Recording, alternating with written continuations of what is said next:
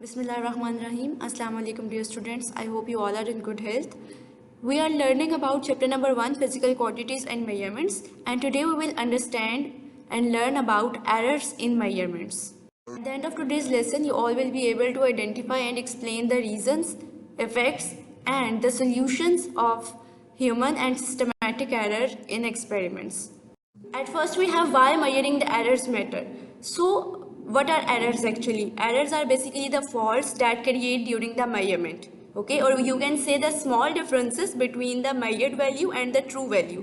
जो exact answer है, अगर आपकी जो measuring value है, जो आपने measure की है, वो value true value से match नहीं कर रही, इसका मतलब है यहाँ पे जो मेजरमेंट है उसके अंदर एरर है।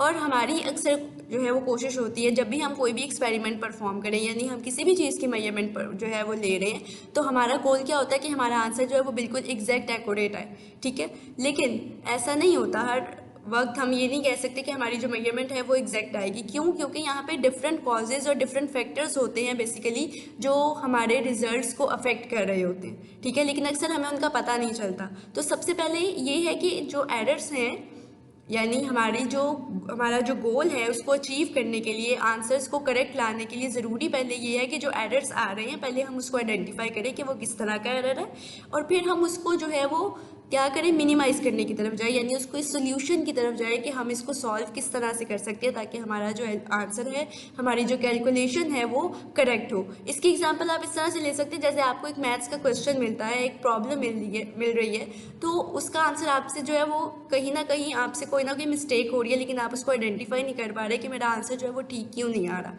ठीक है, तो सबसे पहला काम क्या होता है इसमें कि आइडेंटिफाई करना कि मैंने मिस्टेक कहाँ से की है, ताकि उसके ऊपर वर्कआउट हो और फिर जो है करेक्ट सोल्यूशन या करेक्ट मेजरमेंट की तरफ जाया जा सके।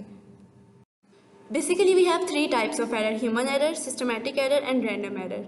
ह्यूमन एरर्स जो है they are cause due to humans, means we say the mistakes are made by the humans during the experiment. अगर जो पर्सन है जो परफॉर्म करे एक्सपेरिमेंट वो स्किल्ड नहीं है, या उसको इंस्ट्रूमेंट यूज़ करना नहीं आता, या उसको मेथड नहीं पता कि मैंने कैलकुलेशन परफॉर्म कैसे करनी है, तो अल्टीमेटली जो उसका आंसर होगा वो इनकरेक्ट होगा, या हम कहेंगे कि उसके अंदर जो है एरर आएगा। फिर है हमारे पास सिस्टमैटिक एरर, यानी जो इंस्ट्रूमेंट यूज़ किया जा रहा है उसके अंदर फॉल्ट है। ठीक है, so consistent inaccuracies from flawed instruments और एक्सपेरिमेंटल सेटअप, या फिर आपका जो सेटअप जो आपने रखा हुआ है एक्सपेरिमेंट परफॉर्म करने के लिए, उसकी अरेंजमेंट आपने ठीक से नहीं की। ठीक है, या किसी ना किसी टूल के अंदर जो है वो फॉल्ट है, कोई ज़ीरो एरर मौजूद है, तो उसकी वजह से आपका जो आंसर है, जो रिजल्ट्स हैं वो क्या होंगे, उनके अंदर एरर आएंगे। फिर थर्ड टाइप है रैंडम एरर। ये रैंडम एरर होते हैं basically environmental factors like temperature हो गया, ठीक है, ह्यूमिडिटी है, विंड है, इस तरह की जो फैक्टर्स हैं बेसिकली ये रैंडम एरर है जो हमारी जो मेजरमेंट्स हैं उनको अफेक्ट करते हैं। ठीक है, so unpredictable variations from uncontrollable environmental factors, जिनको आप कंट्रोल नहीं कर सकते, जो कि चेंज होते जाएंगे और अल्टीमेटली वो आपकी जो मेजरमेंट्स हैं उनको भी अफेक्ट करेंगे। At first we have human errors. Human errors are basically caused due to humans, or we can say the mistakes made by the humans. जब आप प्रॉपरली ट्रेंड नहीं होंगे, आपका फोकस नहीं होगा एक्सपेरिमेंट के ऊपर, और या फिर आपकी फॉर एग्जांपल यहाँ पे आईसाइट इशू हो सकता है, या कोई ऐसा एक्सपेरिमेंट जिसमें आपने साउंड जो वेव्स हैं उनको अगर आपने जो है वो फील करना है, उनको हेयर करना है, सुनना है, लेकिन आप उन साउंड वेव्स को प्रॉपरली हेयर नहीं कर पाए, तो उससे क्या होगा, आपकी जो मेजरमेंट है वो इनएक्यूरेट होगी। ठीक है, तो ये कुछ रीजंस हैं बेसिकली जिसकी वजह से ह्यूमन एरर जो है वो कॉज होते हैं। और फर्स्ट पे हमारे पास आता है पैरालेक्स एरर। पैरालेक्स एरर में हमने अपने लास्ट लेसन में भी बात की थी कि आपका जो आई का एंगल है वो उस इंस्ट्रूमेंट के बिल्कुल परपेंडिकुलर होना चाहिए, यानी कि जो 90 डिग्री का एंगल बना रहा होता है बिल्कुल प्रॉपरली अलाइन होना चाहिए। अगर ये प्रॉपरली अलाइन नहीं होगा तो आपका जो एंगल रीडिंग है वो इनकरेक्ट होगी, और एंगल रीडिंग इनकरेक्ट होने का मतलब है कि आपकी मेजरमेंट इनएक्यूरेट होगी। उसके बाद एक और रीज़न है रिएक्शन टाइम, यानी फॉर एग्जांपल आप टाइम मेजर कर रहे हैं और आपके हाथ में जो है वो एक स्टॉप वॉच है, लेकिन क्या हुआ कि आपका जो है लैक ऑफ फोकस की वजह से या तो आपने उस स्टॉप वॉच को पहले से ही ऑन कर दिया, यानी अभी एक्सपेरिमेंट जो है वो स्टार्ट ही नहीं हुआ, या फिर आपने जो स्टॉपिंग टाइम है उसको पहले या बाद में जो है वो उसको ऑफ कर दिया, ठीक है। तो उसकी वजह से क्या होगा, उसकी वजह से भी आपकी जो मेजरमेंट है वो इनएक्यूरेट आएगी।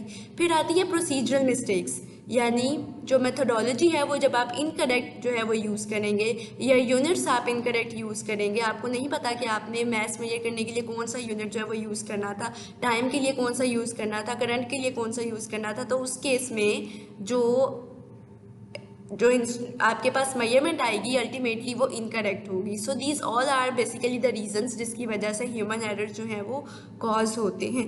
तो अब यहाँ पे ज़रूरत किस चीज़ की है, प्रॉपरली ट्रेन होने की, फोकस रखने की, ठीक है, ताकि जो मेजरमेंट्स हैं वो इनएक्यूरेट ना आए। So next we have reducing human errors, यानी वो वेज जिनसे हम अब इन ह्यूमन एरर्स को सॉल्व कर सकते हैं या रिड्यूस कर सकते हैं, क्योंकि हम किसी भी एरर को कम्प्लीटली तो ख़त्म जो है वो नहीं कर सकते, रिड्यूस ज़रूर कर सकते हैं। तो एक तो ये है कि आप टेक्निक्स को प्रॉपर फॉलो करें, यानी जो आपका एंगल है वो प्रॉपर होना चाहिए इंस्ट्रूमेंट के साथ, ठीक है, ताकि पैरेलक्स एरर ना आए, ठीक है। फिर आप जो है वो करेक्ट रीडिंग्स लें, फोकस रहें ड्यूरिंग एक्सपेरिमेंट, ठीक है, डिस्ट्रैक्शंस को अवॉइड करें, और इसी तरह जो आपकी डिजिटल इंस्ट्रूमेंट्स को यूज़ करें, ठीक है, क्योंकि जो डिजिटल इंस्ट्रूमेंट्स होते हैं उनमें आपको ऐसा उस तरह से जो है वो रीडिंग मेजर नहीं करनी पड़ती, बल्कि इनफैक्ट वो डायरेक्ट जो है स्क्रीन के ऊपर आपके पास डिजिटल फॉर्म में जो है वो आंसर रिकॉर्ड होके आ जाता है, ठीक है। तो ये एक जो है बेस्ट वे है ह्यूमन एरर को रिड्यूस करने का। इसी तरह प्रैक्टिस और ट्रेनिंग, यानी आप बार बार जो एक्सपेरिमेंट है उसको परफॉर्म करें। इससे क्या होगा, रेगुलर प्रैक्टिस से आप और ट्रेनिंग से जो है आपको उस इंस्ट्रूमेंट को हैंडल करना भी आ जाएगा, उस एक्सपेरिमेंट को जो है वो करेक्टली परफॉर्म करना आ जाएगा, जिससे आपके जो आंसर है उसमें अल्टीमेटली आप देखेंगे आहिस्ता आहिस्ता एक्यूरेसी आती जाएगी, ठीक है, और एरर्स के चांसेस जो हैं वो कम होते जाएंगे। Next we have systematic error. Systematic error are cause due to the flaws in the experimental setup और इंस्ट्रूमेंट्स, यानी जो इंस्ट्रूमेंट आपने यूज़ किया है उसके अंदर फॉल्ट है, ठीक है। स्टॉप वॉच आप यूज़ कर रहे हैं या कोई मीटर रूल यूज़ कर रहे हैं, उसके अंदर कोई चीज़ जो है, कोई पार्ट या तो मिसिंग है, फेड हुआ है या वो टूटा हुआ है, ठीक है, या बहुत देर तक जो है उसको यूज़ ना करने की वजह से उसके सेल वीक हो गए हों, ठीक है, तो वो क्या करेगा, आपको कभी भी करेक्ट मेजरमेंट नहीं देगा, ठीक है, जिसकी वजह से जो आपका रिजल्ट है वो इनएक्यूरेट आएगा। तो चाहे आप कोई प्रॉपर या ठीक मेथोडोलॉजी भी यूज़ कर रहे हैं, कोई पैरेलक्स एरर नहीं आ रहा आपका, लेकिन जब सिस्टम में फॉल्ट होगा तो वो आपको कभी भी करेक्ट मेजरमेंट नहीं देगा। फॉर एग्जांपल अगर हम कहें कि एक वेइंग स्केल है, ठीक है, जो कि मास मेजर करता है या वेट मेजर करता है, वो आपको जब आपने उसको स्टार्ट किया है तो बजाय 0 शो करने के वो आपको 1 kg की रीडिंग शो कर रहा है। इसका मतलब ये है कि ये जो वेइंग स्केल है ये इसके अंदर एरर है, जिसको पहले रिड्यूस करने की ज़रूरत है ताकि हमारी जो मेजरमेंट है वो एक्यूरेट आए। Next we have common causes and solutions of systematic error. First पे है फॉल्टी इंस्ट्रूमेंट। फॉल्टी इंस्ट्रूमेंट्स यानी जब आपके इंस्ट्रूमेंट के अंदर फॉल्ट होगा, और हमने सिस्टमैटिक एरर में यही कहा है कि हमारे सिस्टम के अंदर फॉल्ट आता है, यानी कोई जीरो एरर प्रेजेंट हो। जैसे अभी हमने वेइंग स्केल में देखा कि जब हमने इसको स्टार्ट किया तो बजाय 0 रीडिंग देने के ये 1 रीडिंग शो कर रहा है, इसका मतलब है इसके अंदर 0 एरर है, यानी कि ये स्टार्टिंग पे आपको 0 शो नहीं कर रहा। तो अब इस केस में हमें इसको जो है वो क्या करने की ज़रूरत है, कैलिब्रेट, यानी हम इस एरर को किस तरह से रिड्यूस करेंगे, बाय कैलिब्रेटिंग इट। अब कैलिब्रेशन बेसिकली क्या है, जिसमें आपके पास जो फॉल्टी इंस्ट्रूमेंट है, ठीक है, या फॉर एग्जांपल इसको हम एक एग्जांपल से जो है वो अंडरस्टैंड करते हैं कि आपके पास एक वॉच है जिसको आपने काफ़ी टाइम से यूज़ नहीं किया, और अब आप अगर अचानक से इसको यूज़ करने लगते हैं तो आप देखते हैं कि जो टाइम वो वॉच शो कर रही है वो उन टाइम से मैच नहीं हो रहा जो आपके घर में बाकी क्लॉक्स में। तो इसमें अब आप किस चीज़ की ज़रूरत है कि आप उस टाइम को उसी टाइम के इक्वल लेकर आएँ जो आपके बाकी क्लॉक्स के अंदर शो हो रहा है, ठीक है। इस प्रोसेस को हम बेसिकली कैलिब्रेशन कहते हैं, कि जब हम अपने जो रिजल्ट्स हैं उनको किसी स्टैंडर्ड के साथ कंपेयर करें और उसके इक्वल लेकर आएँ। दिस इज़ बेसिकली कैलिब्रेशन, ठीक है। तो अब हमने क्या करना है, करेक्शंस अप्लाई करनी है, अपनी मेजरमेंट्स को एडजस्ट करना है जितना एरर आया है उसके अकॉर्डिंग, ठीक है, यानी जो अगर 0 एरर आया तो उसकी 0 करेक्शन अप्लाई की जाए, ठीक है, 0 एरर को ख़त्म किया जाए, और इस तरह से फिर हम अपने जो इंस्ट्रूमेंट्स हैं उनको उनके अंदर जो भी एरर आया है उसको मिनिमाइज कर सकते हैं. So regular calibration using reference standard like a reference thermometer and using high quality well maintained equipment are essential for minimising systematic error. यहाँ पे ज़रूरत यह है कि जो भी एक्सपेरिमेंट हम परफॉर्म कर रहे हैं, ठीक है, जब भी हमने एक्सपेरिमेंट परफॉर्म करना है उससे पहले हम अपने इंस्ट्रूमेंट्स को कैलिब्रेट कर लें. ठीक है, फॉर एग्जांपल आपने वेइंग स्केल यूज़ करना है तो आप एक स्टैंडर्ड जो है पहले ही उसके ऊपर रख के देख लें 100 kg का. ठीक है, अगर तो वो 100 kg का जो आपने रेफरेंस रखा है वेइंग स्केल पे वो आपको 100 kg ही शो कर रहा है तो इसका मतलब है कि वो पहले से ही कैलिब्रेटेड है. लेकिन अगर वो आपको 100 के अलावा कोई रीडिंग शो करेगा स्टार्टिंग पे तो इसका मतलब है वो अनकैलिब्रेटेड है. पहले आप उसको एडजस्ट करेंगे फिर आप मेजरमेंट करेंगे.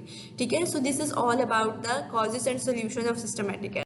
The last type is the random error and random error are basically the unpredictable variations, यानी जिनको हम प्रिडिक्ट नहीं कर सकते, जो हो भी जाती है लेकिन हमें पता नहीं चलता.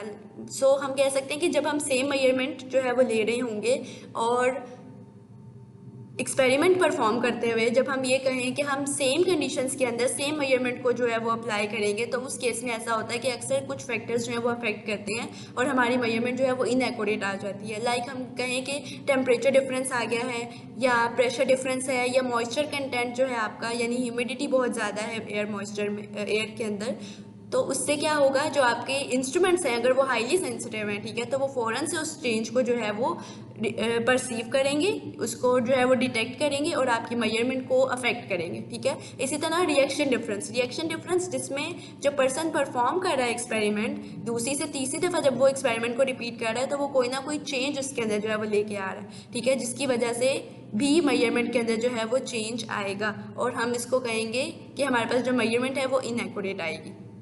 Next we have the ways to minimize random error. First is to take multiple readings. ठीक है, मल्टीपल रीडिंग्स आप लेंगे एटलीस्ट 3 टाइम्स और फिर उसकी एवरेज कैलकुलेट करेंगे. इससे जो आपका रैंडम एरर है वो मिनिमाइज हो जाएगा. फिर कंट्रोल कंडीशंस, यानी जो आपका इन्वायरमेंट है वो कंट्रोल होना चाहिए, वो एक क्लोज्ड इन्वायरमेंट होना चाहिए जहाँ पे इन्वायरमेंटल फ्लक्चुएशंस जो हैं वो ज़्यादा अफेक्ट ना करें.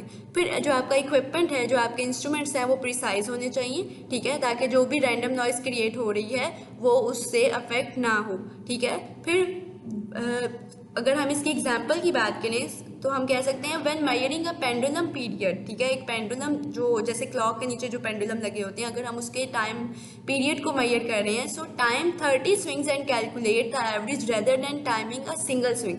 अगर आप सिर्फ एक ही स्विंग को कैलकुलेट कर रहे हैं, यानी एक दफ़ा में जो उसने 2 and 4th मोशन शो की है, अगर सिर्फ आप उसको मेजर करके आप कह दें कि बस मेरा आंसर जो है वो ठीक है, so it will not be accurate. आपको एटलीस्ट 30 टाइम्स, जो एक स्टैंडर्ड मेथड है वो यही है कि आप एटलीस्ट 30 टाइम्स जो हैं उसको मेजर करें. ठीक है, बार बार उसकी रीडिंग लें और फिर उसकी एवरेज कैलकुलेट करें. ठीक है, वो जो आपके पास आंसर होगा it can be the correct answer for you. ठीक है, सो इससे क्या होगा कि जो रैंडम एरर है वो मिनिमाइज हो जाएगा. At last we have the comparison of all 3 types of error. Firstly causes में अगर हम बात करें इन तीनों टाइप्स में, तो सबसे पहले ह्यूमन एरर जो है ये किसकी वजह से हो रहा था, due to the mistakes made by the human. Okay, due to lack of focus और lack of proper techniques. Then इसका इफेक्ट क्या था, results vary based on personal accuracy. ठीक है, हर पर्सन के अकॉर्डिंग पर्सन बाय पर्सन ये change थी, क्योंकि फिजिकल परसेप्शंस चेंज होती हैं. हमने कहा था हमारी जो सेंसेस हैं वो एक स्पेसिफिक लिमिट तक वर्क करती हैं. ठीक है, फिर सोल्यूशन क्या होगा, प्रॉपर टेक्निक्स को यूज़ किया जाए और डिजिटल टूल्स को यूज़ किया जाए. ठीक है, ताकि जो रीडिंग एंगल में जो प्रॉब्लम आती है वो उसको मिनिमाइज़ किया जा सके. फिर सिस्टमैटिक एरर फॉल्टी इंस्ट्रूमेंट और इनकरेक्ट सेटअप की वजह से होते हैं, अफेक्ट करते हैं मेजरमेंट्स को. ठीक है, और इसका सोल्यूशन क्या है कि हम इंस्ट्रूमेंट्स को कैलिब्रेट करें, यानी कि जो आपका पास मेजरमेंट है, जो इंस्ट्रूमेंट है, उसको आप किसी स्टैंडर्ड या जो एक्यूरेट आपके पास इंस्ट्रूमेंट्स मौजूद हैं उनके साथ उनको कंपेयर करके उनको एडजस्ट करें. फिर रैंडम एरर में अनप्रिडिक्टेबल इन्वायरमेंटल फैक्टर्स हैं, प्रेशर, टेम्परेचर वगैरह, जो क्या करते हैं, कॉज करते हैं varying results for repeated trials. आपने बार बार जब रिपीट किया तो हर दफ़ा में आपको जो है वो चेंज रिजल्ट मिल रहा है. सो इसके लिए take multiple readings and find average.